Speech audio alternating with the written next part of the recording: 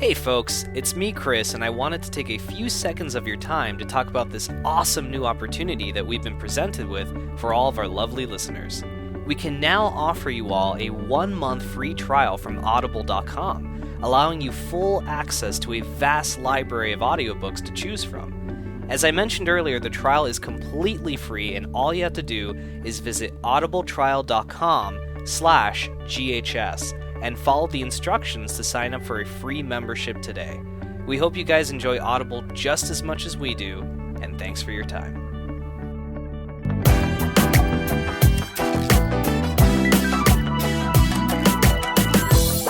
But all right, I guess that's it for right. I mean, that's it for Game Awards. I guess we'll jump into to the very controversial and polarized PlayStation Experience 2015 keynote. So this is actually, I did see this show, the whole thing. It was I did not see this show. This is my guilty thing. That basically it was really late. I just could not give a fuck. I wanted to go to bed. Woke up the next morning, read every article on it. I was kind of like, okay, I'll try and watch it. Watched 25 minutes of it. I was like, I've seen enough now. You were a wiser man than me, man. Yeah. I read it. I heard the cautionary tales. A lot of people were. I remember I read one comment, and this guy was like, "Look, usually I like to be very positive about things, but fuck this." Like, I'm like, "Whoa, okay." Like, it was really, I don't know, dude. As a whole, I have to say I did not like it as a whole. There's a couple of cool things in there that I like that we'll talk about as we get to it, but I thought it was a terrible show. I really did. Last year's PlayStation Experience I thought was great, and people welcomed this as an annual thing with open arms. I really think if they bring this back next year, which they probably will, they need to like do something different. Like they really need to like shape up what they announce. At the same time, you have to take into consideration that there's a lot of like events that happen that Sony was a part of, right? They did E3. They did Tokyo Game Show. They did Paris Games Week, and they appeared briefly in Game Awards, and they had PlayStation Experience. So they had 5 different fucking gaming events that they unveiled, some new stuff in. So I think they kind of like maybe next year don't appear at the Game Awards, or I don't know, like save some more stuff. But I don't know. That's kind of like how I felt on it. Playing devil's advocate, I think this might be what PlayStation Experience is what it's meant to be. It's just like a PlayStation pandering thing for fanboys and alike. Yeah. You can just kind of like, really just enjoy themselves. Not really about. I think there might be a false perception of what we think it is. We're thinking it's like the end of E3, right. Big event thing that's going to happen. But it's not really that. In reality, it's just an event to celebrate PlayStation, show off a few things. Yeah. And then, here we go. Because the first 25 minutes were cool with some of the games, with the Uncharted stuff and everything else they showed off, and then it kind of like goes to indie, and then obviously the great Vita is not shown as well. No. That system seller, Chris, amazing system. They would mention it briefly, like they would when that dude came out and he started like announcing all these games. He'd be like, "And it's coming out on Vita too." And it was again like stuff that it was like, but no original things, nothing. All right. I imagine that's what a developer wanted to do at like E3. It's like it's out on PlayStation 4, PlayStation 3, Xbox 360, Xbox One walks off stage like, "Oh yeah, and Vita." He comes back and like shouts it out. Showed VR off, which was as well. VR was dude, I'm so bored with it though. Like it all looks like tech demos, and like I'm the type of guy that like usually eats this shit up, but like VR as a concept I think is great, but what we've seen, like I'm not digging it. Yeah, I think you need to just get your hands on it. I think it's more better than what they're showing. Yeah. I think it's kind of bringing it down. I think you just need to get on with it. But yeah, it was, from what I've seen, I really wasn't like, that's why I didn't watch the show, because I was like convincing myself I'd watch it, and then at the end I was like, no, I'm not going to watch this. I saw the choice thing in Uncharted, which was strange. Yeah, I doubt that's going to... What'd you think about that, by the way? I kept thinking, wow, replayability. Like, I'm definitely going to choose a different option every fucking time. I think it's just an illusion. Yeah. It's pure. It's not going to be like game-changing or anything else. I think it's just a way of like kind of... I think it's like intentional. It'll do it purposely in those kind of scenes because that is open-ended. You know how he kind of starts the conversation, right. Nate with Sam. Because he's like, where should I start? And And it kind of purposely leaves it so you can kind of hey, I can have an Uncharted 2 boner here, instead of an Uncharted 1 one. Just kind of playing with that kind of theme of I can start from this thing. I think they obviously, I think people can't say, oh, Amy Hennig wouldn't do this, blah blah. It's not Amy Hennig's game anymore. It's about Druckmann and Straley. They're going to take it into a different direction. It's going to be more Last of Us oriented, because you can see it in the dialogue as well, the way the characters interact. There's a lot more very much more an emphasis on shots, or how they react to people. Because you see, that's one of the best things about that technique, Straley and Druckmann. Because when you see it, The Last of Us lingers on people. Same with MGS. When the camera lingers on someone, they drive more from an emotional response of the character rather than the dialogue. Even though the dialogue is just pure gold for how they speak to each other. There's very much an emphasis on facial features and seeing the person and reacting to that more than anything else. You see it in Nate's face, when he gets up, he's like, fucking hell, that person that's knocking the door, very cliche, bang, bang, bang, who's there, bang, bang, bang, and he gets up, he gets pissed off, opens the door up, and you kind of see it in his face, he's like, Sam? Very movie oriented. Very much a movie style, very much a movie scene, if anything. Yeah, man, the whole time, actually, we were watching that scene, I kept thinking, this looks phenomenal. I really think this might end up being visually one of my favorite games of next year, because it looked fucking awesome. Which, by the way, little side note, I played very briefly the beta, and the in-game graphics look, of the beta, mind you, it's a fucking multiplayer beta, but it looks almost on par with what we're seeing in these cutscenes. So they're not anteed up. I really think this is in-game engine, like Phantom Pain and stuff like that. But it looks great, man. I agree. And everything you mentioned, how, now that Druckmann and these guys are taking over, it definitely is going for that Last of Us cinematic quality. I mean, obviously Nate's not going to fight zombies, that would be fucking ridiculous, but it's very much, I think, going to be a hell of an emotionally driven game, which actually worries me a bit, because I don't want Nate to die, I don't want, these are the guys that would do that, right? But I don't think they'd kill Nate off. I hope not, because that would kill the franchise. And they keep saying this is our last game as Naughty Dog. See, that's the worrying part. You can't kind of lay yourself into that because of the fact that it's the last game they'll kill someone off. Is that what the thing with Kojima where he did it with Snake? You don't want to kill Snake off. Yeah, that's the entire point. The entire thing of Snake killing himself off is even more interesting, complex about the character. He just can't do it. But he is going to do it as well at the same time. He's going to do it, but then, there's kind of purpose behind it. Mm-hmm. And obviously a bigger meaning behind the context. I just don't like the fact of when, you kind of reach that high level point where it's this is where the character has to die and whatever else. So, they kind of they do it a lot in the Dark Knight where it's Dark Knight Rises is it's my final mission. It's time. And it's I'm in Paris now. It's it's kind of really, that wasn't really kind of thing where you're okay, but they do play themselves in a hole when they do that too much. It's gonna be his final adventure. He's gonna die at the end. But it's oh, okay. Yeah, they kind of set it up to be a little I think too they'll kill Sully off, if anything. Oh no, not so. Damn it, Nate. But yeah, I going back to the point at hand, the selection thing. It's more of it's almost like the equivalent of a different take.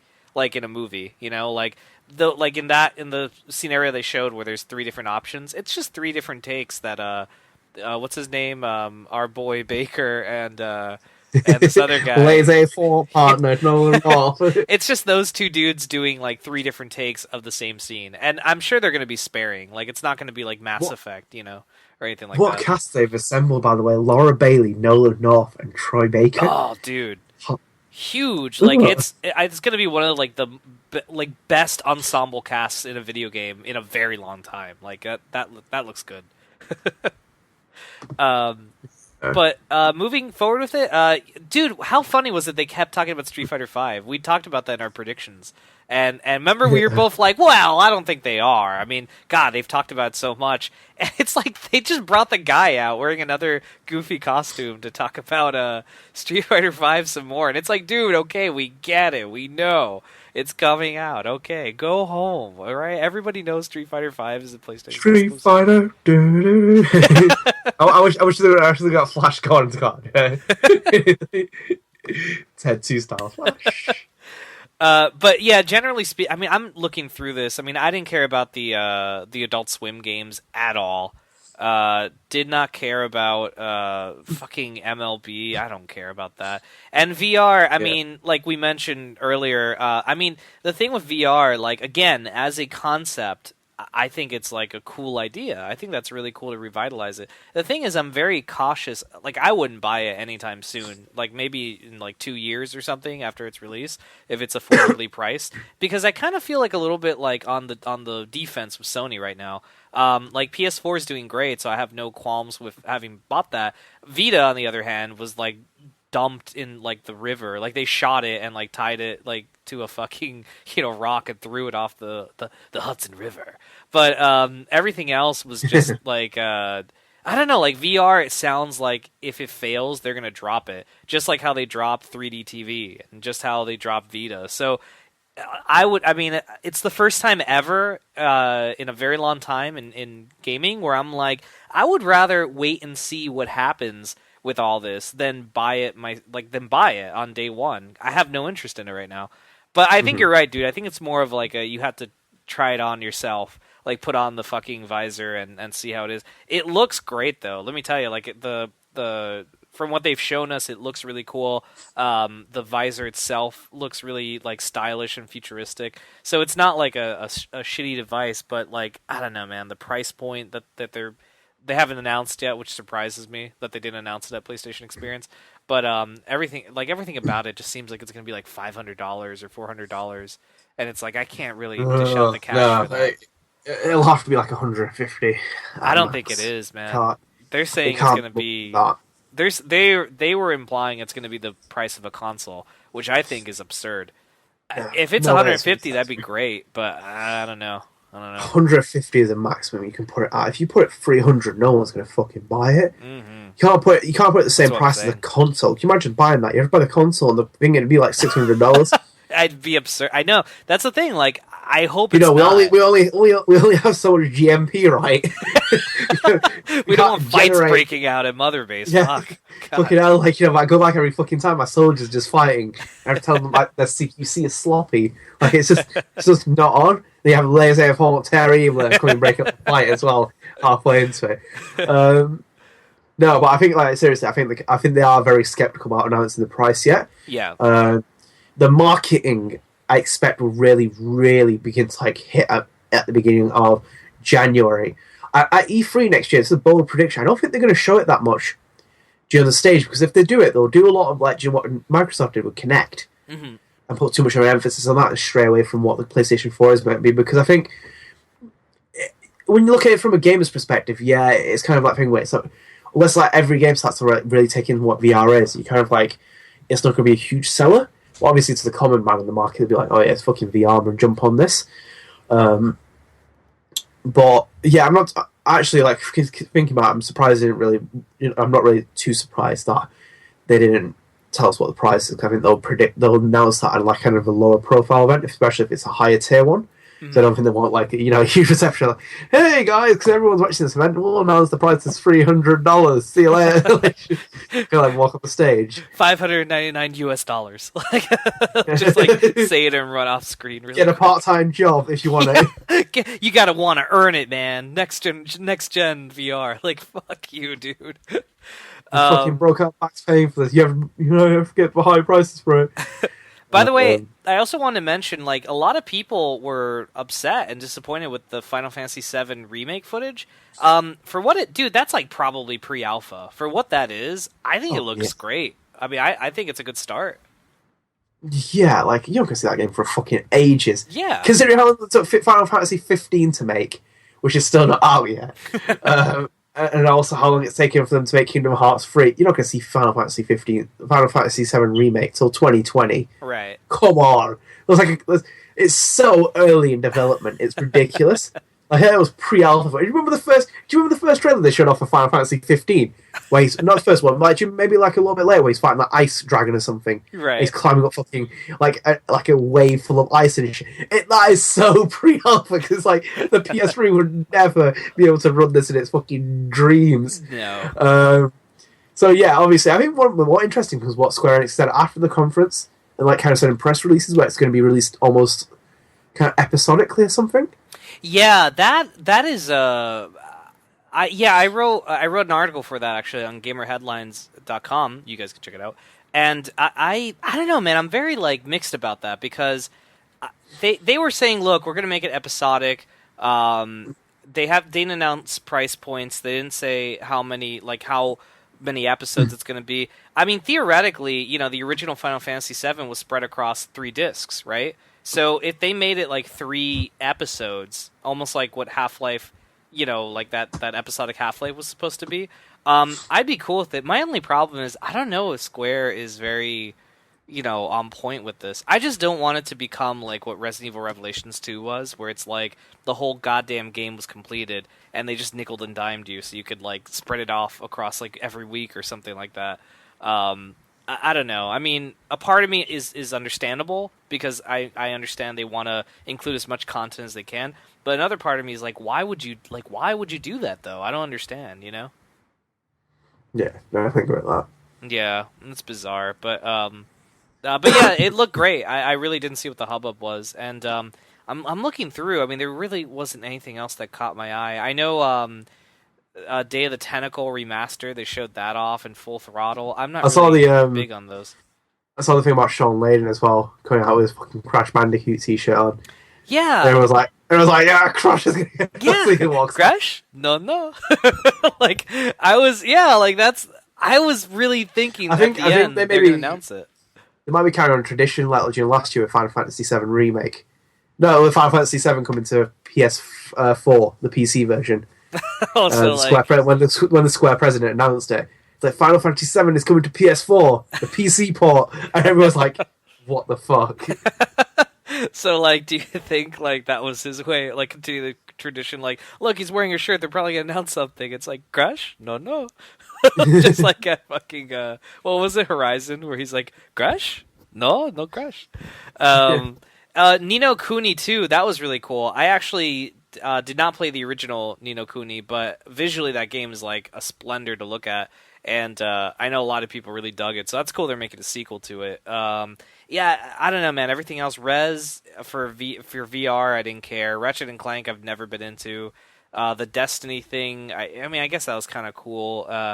Yeah, I don't know. Everything else didn't really catch my eye.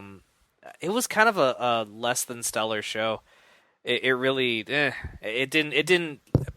Usually at these shows you want to have a little bit of something for everybody, and this one kind of did, but it was so low key at the same time, and nothing. Remember, we were thinking, oh man, God of War 4. Remember, we were like really hoping for that. As I said, we made some very bold predictions. Yeah, last few weeks. I think we were like, it was a pie in the sky type thing where we were like, oh come on, man, maybe.